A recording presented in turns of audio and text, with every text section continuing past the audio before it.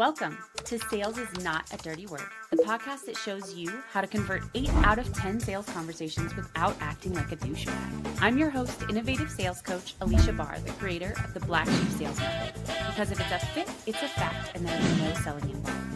If you're a service provider selling your own service and you're ready to sell differently than the mainstream status quo and win more sales without pressure, pitching, or pretending to be someone else, then this is for you. If you want to know more about the Black Sheep Sales Method, then go to Aleashabahr.com. So in this episode, we're going to talk about defining your anti-audience.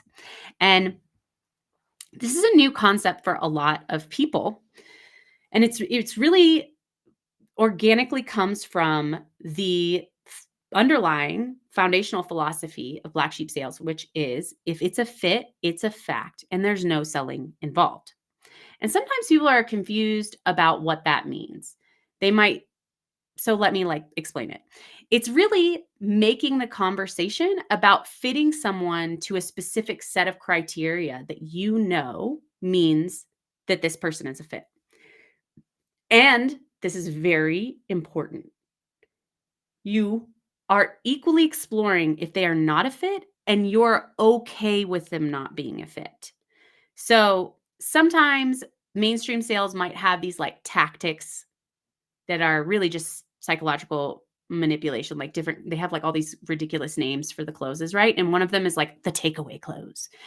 And the takeaway close is telling someone, I don't think this is a fit for you, so that they lean in and are like, oh, wait. So when you tell someone it's not a fit, it can be very magnetic.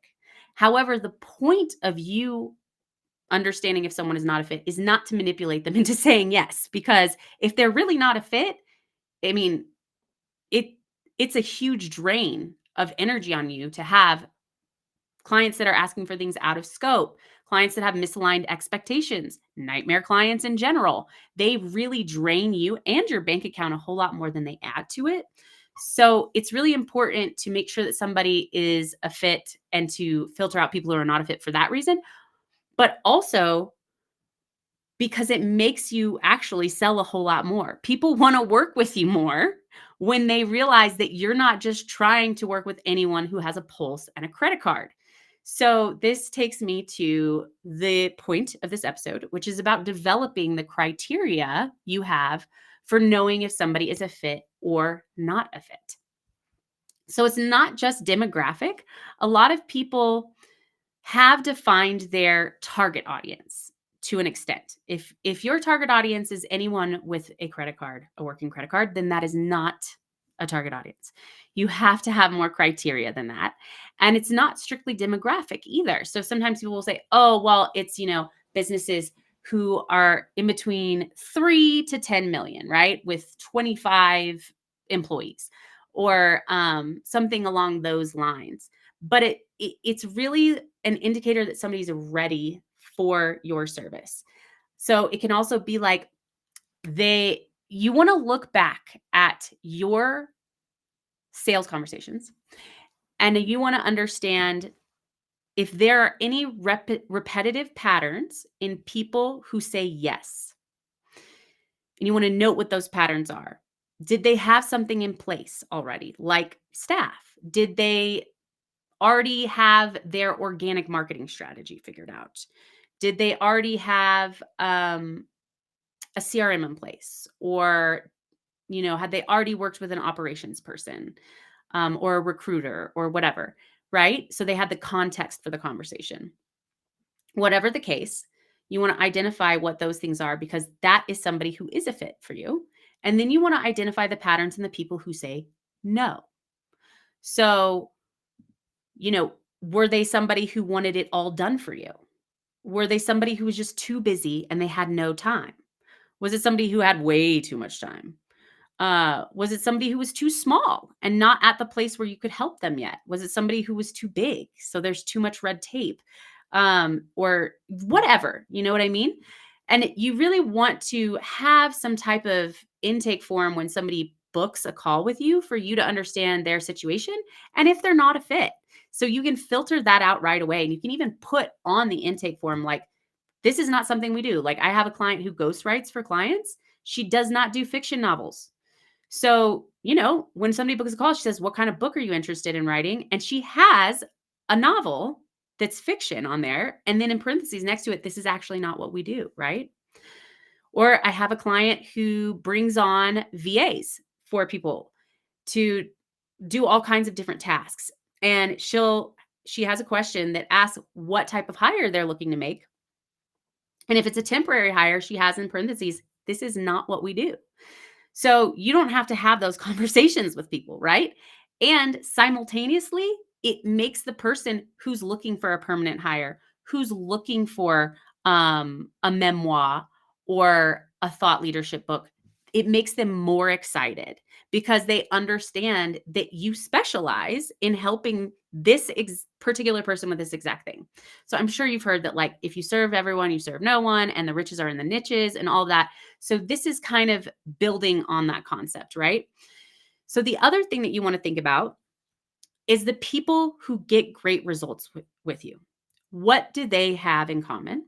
What repetitive patterns can you see? And the people who do not get great results with you, what patterns can you see there? And you're going to use this information to develop questions in your sales conversation so that you can uncover and let somebody know when they're a fit. Like, you're almost making the case throughout the sales conversation, like, great, people who already have an online presence get results really quickly with this strategy, right? If you know that they need to have something in place beforehand and they do, let them know. Oh, great. That makes you an even better fit for this offer, right?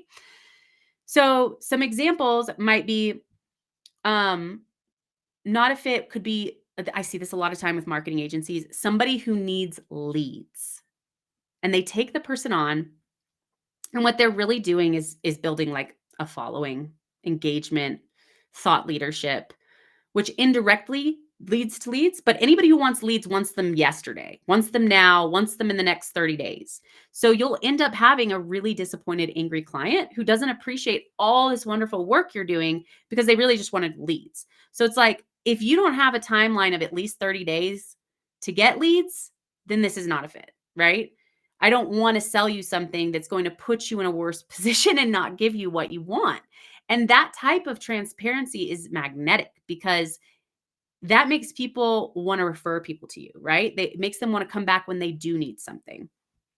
There's an example that I mentioned in my book, Black Sheep Sales, where how to win more sales without acting like a douchebag. Go pick it up. It's finally live. Should probably do like an official podcast episode about that or something. But anyway, let's say somebody does Facebook ads, right? Paid Facebook ads. And the salesperson is talking to an offer owner, a business owner who just started their business. And this salesperson has two choices, right? They know that this person is not going to get results with ads, that they're probably going to end up wasting a lot of money and leaving in 3 months, burned, unhappy, and very skeptical.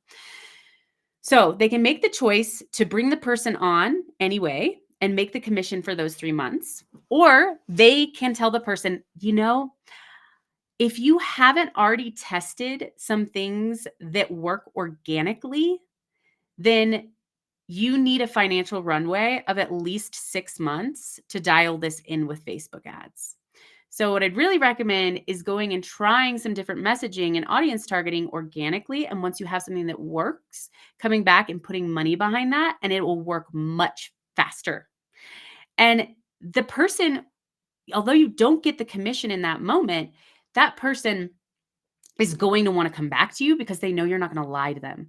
They're going to want to refer people to you, right? So it's really long-term versus short-term thinking. And that's where it's so beneficial to have an anti-audience as much as an audience. So, you know, sometimes people just want to work with others that are a bit more casual or more professional. So this can even be in like your marketing messaging ahead of time. Like, this is for the person who wants to be told straight how to improve. This is not for the person who is doing this just to check a box and say that they did it, you know? Or this is for the person who wants insights into how to improve their finances, not a company that just wants to tell me what to do and I do it. And what happens is that people can imagine who that person is, right? They know if they're that person, and they also know if they're not that person. And when they're not that person, they're more excited to work with you.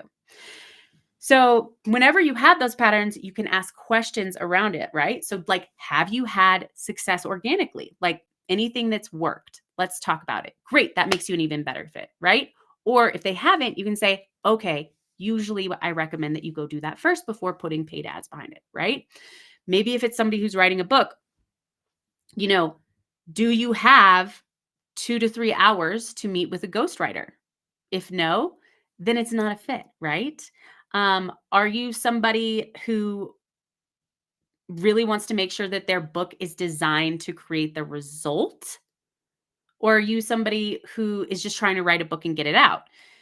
That's maybe not the best example because nobody would say that they're the person trying to write the book and get it out. But maybe you would have somebody who's like, I just want it to be a business card, right? I don't really care about the content of the book. And maybe that's not really the person that ghostwriter helps. They more so help the person who wants to get business from it, but also make an impact.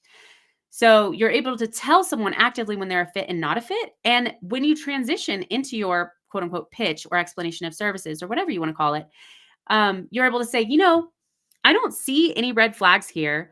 Like you need leads in 30 days. Like you expect it to all be done for you. Like you don't have support who's going to help you implement this so that you get results quicker, or you don't have some data that we can use to make our strategy work better from the beginning, right? And you actually seem like a great fit, and you're going to give them the reasons why they're a great fit because you're making that case, right? You're letting them know this is who I get results for. These are the expectations that they have, and this is the result that they want, and these are the goals that they have, and that's all that I do, and that's you. And so let's do it and let's roll. And it's very like factual, right? And so it's a great way to transition into sales, just letting them know who is not a fit and who is a fit. So to recap, you want to identify patterns in people who say yes and people who say no, and people who get results and people who don't get results. You're going to use that information to filter people out when they book a call and filter people out in the sales conversation as well. And you're also going to use it to transition into your pitch or your explanation of services, because when you define your anti-audience, it makes your target audience feel that much more confident in working with you. So I hope this was helpful for everyone. And obviously, this is something that I do with all of my clients. I get really clear on these patterns and creating questions that are going to uncover that and language that is going to resonate with this person, and uncover those patterns that you might not even realize are there. So if that sounds like it would be helpful for you, of course, please book a sales level up call. And in the meantime, if this was valuable for you, if you could like, share, or subscribe, or leave a review, that stuff really makes a difference. And I so appreciate it. Until next time.